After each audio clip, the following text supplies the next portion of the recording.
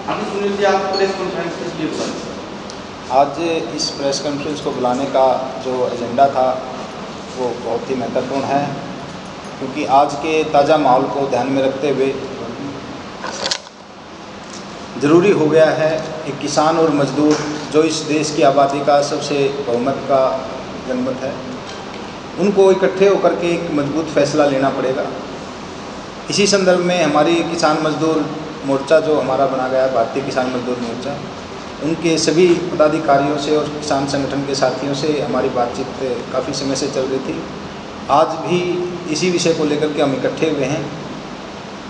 आज जिस देश के अंदर जिस प्रकार का माहौल भारतीय जनता पार्टी के द्वारा तैयार किया गया है, आम जनता के लिए एक विचारणीय विषय हो गया है कि वे उनको विचार करना पड़ेगा कि किस प्रकार से वो अपने हक और अधिकारों को जो है छीन सकते हैं, क्योंकि हक और अधिकार किसी को रोड पे नहीं पड़े मिलेंगे।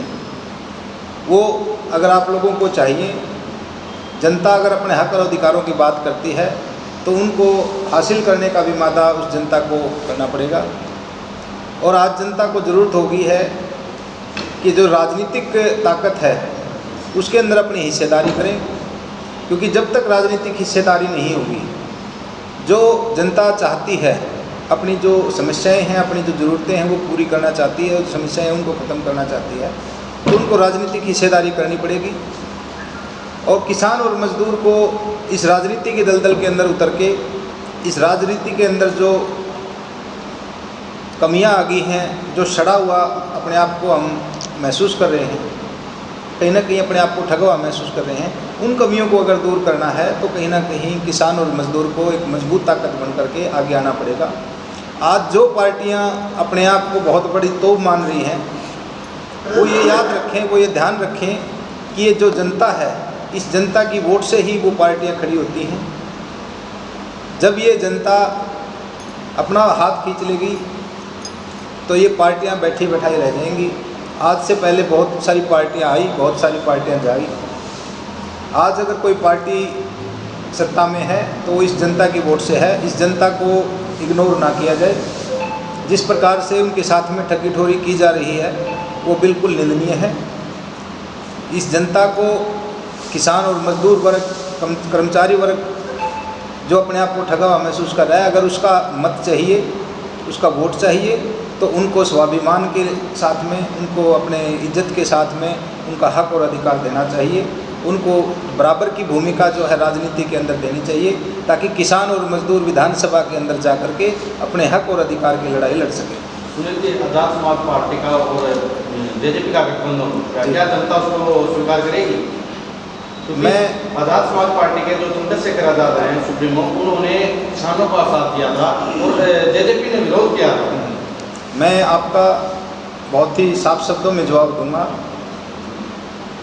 जिस प्रकार से भाई चंद्रशेखर रावण ने किसान और मजदूर और एक आम तबके के लिए काम किया, एक उनकी आवाज़ को मजबूत करने का काम किया, हम उसके कहीं ना कहीं शुक्रगुजार भी हैं और उसका आभार व्यक्त करते हैं।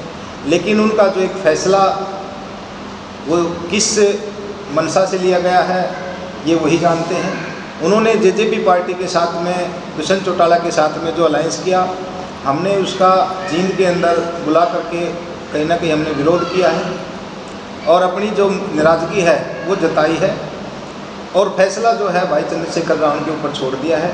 अगर वो उनके साथ में इसी प्रकार से अलायंस जारी रखते हैं तो हम उसका विरोध करेंगे और हम अपना अलग से इंडिविजुअली जो इलेक्शन लड़ेंगे और इस जेजेपी पार्टी को कहीं ना कहीं पीछे धकेलने का काम। सुनील जी, आप भी, आपकी धर्मपत्नी भी चुनाव की तैयारियां कर रही हैं जींद विधानसभा से, क्या किसान मोर्चा उनको जो है समर्थन के लिए तैयार? देखिए, ना तो किसान हमारे से अलग है, ना मजदूर अलग हैं।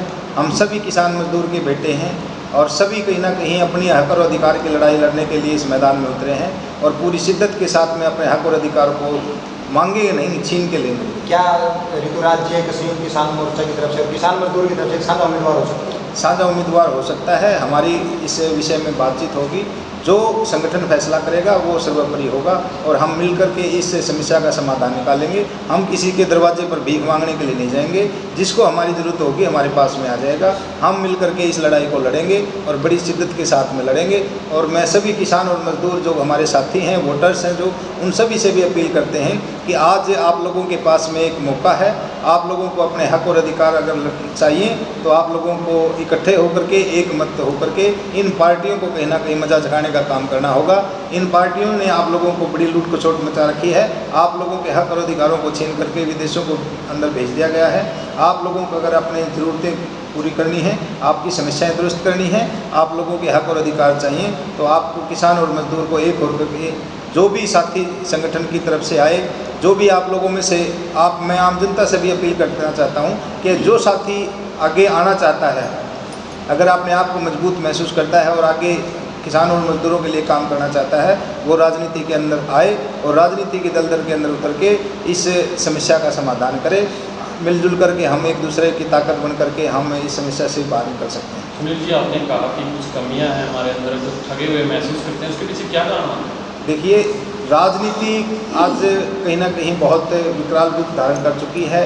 उन नेताओं को जो पीढ़ी दर पीढ़ी चलते आते हैं, विधायक का बेटा विधायक, एमपी का बेटा एमपी जो बनते चले आ रहे हैं, उन लोगों को आम आदमी की जो समस्याएं हैं, किसान और मजदूर की जो समस्याएं हैं, जो ज़रूरतें हैं, उनको कोसों दूर तक कोई वास्ता नहीं रहा है। जिसकी वजह से उनको ये नहीं पता है कि भाई हमें क्या करना है क्या नहीं करना है। वो सिर्फ और सिर्फ कोठियों में बैठकर, एसीओ कमरों में बैठ कर के फैसले लेते हैं और हमारी भोली भाली जनता जो है उनके फैसलों पे कहीं ना कहीं अमल कर लेती है, उनको और अपना कीमती वोट दे देती है।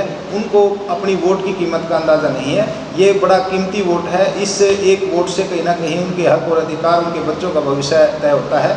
और हम अब की बार सभी साथियों से अपील करते हैं, सभी वोटर से अपील करते हैं कि भाई अब की बार जो भी साथी वो मत डालने के लिए जाए तो कम से कम अपने बच्चों को साथ में जरूर लेके जाए, ताकि उसको याद रहे कि भाई किस प्रकार से उनके बच्चों की जो भविष्य के साथ में खिलवाड़ किया जा रहा है और उनको मत जो करना है, अपना जो वोट डालना है, वो किसके लिए डालना है।